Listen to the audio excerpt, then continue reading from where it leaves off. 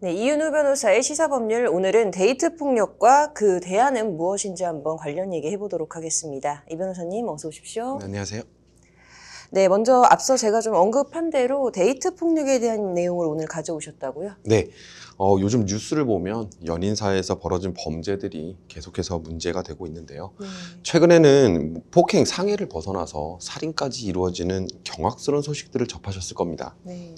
그래서 오늘은 일명 데이트 폭력에 대하여 이야기를 해보려 합니다. 네. 데이트 폭력, 이게 사실 저도 최근에 좀 뉴스에서 자주 접하게 되는 단어 중 하나인 것 같은데요. 이 데이트 폭력은 정확히 무엇을 의미하는 걸까요? 네, 이 데이트 폭력이라는 것은 치정 폭력이라고도 하는데요. 네. 말 그대로 과거 또는 현재에 데이트를 하던 연인 관계에 있는 자들 사이에서 네. 벌어지는 폭력, 더 나아가서는 폭행, 상해, 살인 등의 범죄 행위로까지 이어지는 일련의 행위를 의미합니다. 네. 근데 이런 데이트 폭력에 대해서 좀 법적으로 뭐 특별히 규율하고 있는 것들이 좀 있나요? 네, 데이트 폭력은 말씀드렸듯이 폭력 행위가 연인 관계에서 일어나는 것을 의미하긴 하지만 네. 현재 형법은 물론 기타 형사특별법에서도 특별한 규정을 두고 있지는 않습니다. 네. 단지 일어난 범죄에 대해서 형법상의 책임을 지게 되고 연인 관계라는 점은 정황 및 양형 등에서 참고되는 것으로 보시면 될 것 같습니다. 네. 뭐 특별한 규정도 없는 것도 좀 문제점이라고 보여지는데요. 그러면 변호사님, 이 데이트 폭력의 가장 큰 문제 뭐라고 생각하시나요? 데이트 폭력의 문제는 기본적으로는 폭행, 상해, 살인 등의 범죄 행위가 이루어지는 것이라 하겠지만요. 네.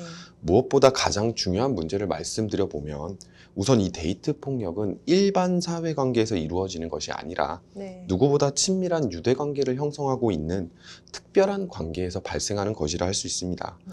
사실 가족까지는 아니더라도 연인이라고 하면 가족 다음 누구에게는 가족 이상의 특별한 신뢰관계를 형성하고 있다고 볼 수 있습니다. 네.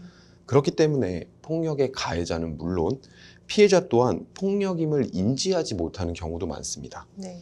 게다가 사회적으로도 연인 관계에 있는데 폭력이 있었다면 피해자가 무언가 잘못을 해서 네. 가해자가 폭력을 행사했겠지라는 네. 선입견적인 인식이 자리 잡고 있기도 하고요. 네.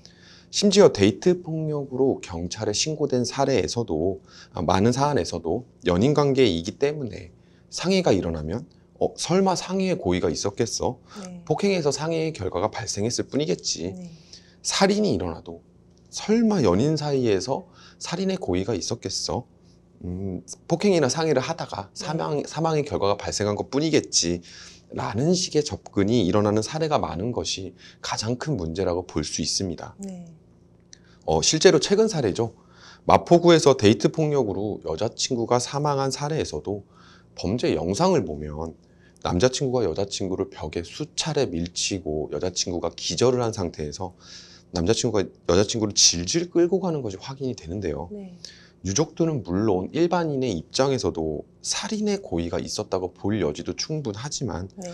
게다가 유족들도 살인죄 적용을 피력하고 있지만 수사기관에서는 상해치사에 무게를 두고 수사를 하는 것으로 알려져 있습니다.